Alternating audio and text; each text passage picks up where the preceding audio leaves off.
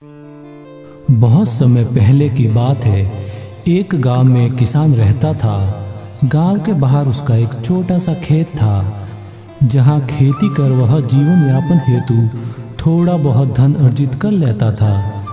ग्रीष्म ऋतु थी। वह अपने खेत में एक वृक्ष की छाया में लेटा सुस्ता रहा था। अनायास ही उसकी दृष्टि वृक्ष के पास के बिल के बाहर निकले सर्प पर पड़ी।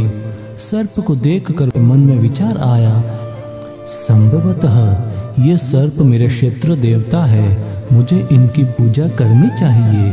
हो सकता है ये मुझे उसका उत्तम प्रतिदान दे। वह तत्काल अपने गांव जाकर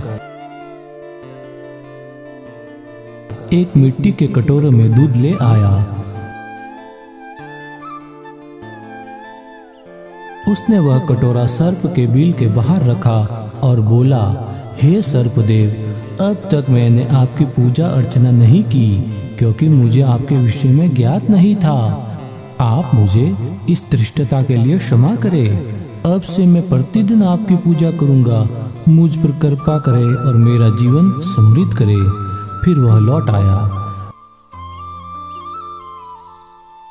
अगले दिन खेत पहुंचकर वह कटोरा उठाने सर्प के बिल के पास गया।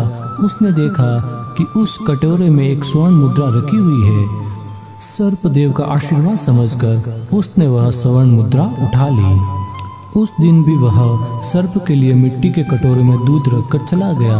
अगले दिन उसे पुनः एक स्वर्ण मुद्रा प्राप्त हुई। तब से वह नित्य प्रतिदिन सर्पदेव के लिए दूध रखने लगा और प्रतिदिन स्वर्ण मुद्रा मिलने लगी। एक बार उसे किसी कार्य से दूसरे गांव जाना पड़ा, इसलिए उसने अपने पुत्र को खेत में वृक्ष के नीचे बने बिल के पास मिट्टी के कटोरों में दूध रखने का कार्य सौंपा और दूसरे गांव की यात्रा के लिए निकल पड़ा। उसका पुत्र आज्ञा अनुसार दूध का कटोरा सर्प के बिल के सामने रखकर घर चला गया।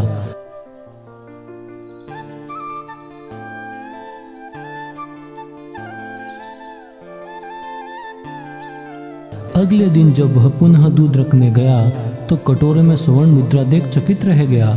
स्वर्ण मुद्रा देख उसका मन में लोभ आ गया और वह सोचने लगा, अवश्य ही इस बिल के भीतर स्वर्ण कलश है।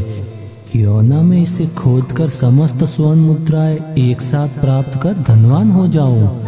किंतु उसे सर्प का डर था। सर्प के जीवित रहते स्वर्ण कलश प्राप्त करना असंभव होगा। यह सोचकर वह उस दिन तो वापस चला गया, किंतु अगले दिन जब वह सर्प के लिए दूध लेकर आया तो साथ में लाठी भी ले गया। दूध का कटोरा बिल के सामने रखने के थोड़ी देर बाद जब सर्प दूध पीने बाहर निकला तो उसने उस पर लाठी से प्रहार किया। सर्प लाठी के प्रहार से बच गया, किंतु क्रुद्ध हो गया और फन फैलाकर ब्राह्मण के पुत्र को डस लिया। कुछ ही देर में विष के प्रभाव से ब्राह्मण के पुत्र की मृत्यु हो गई और इस तरह लोभ के कारण ब्राह्मण पुत्र को अपने प्राणों से हाथ धोने पड़े। दोस्तों, लोभ का दुष्परिणाम भोगना पड़ता है, इसलिए कभी लोभ न करें।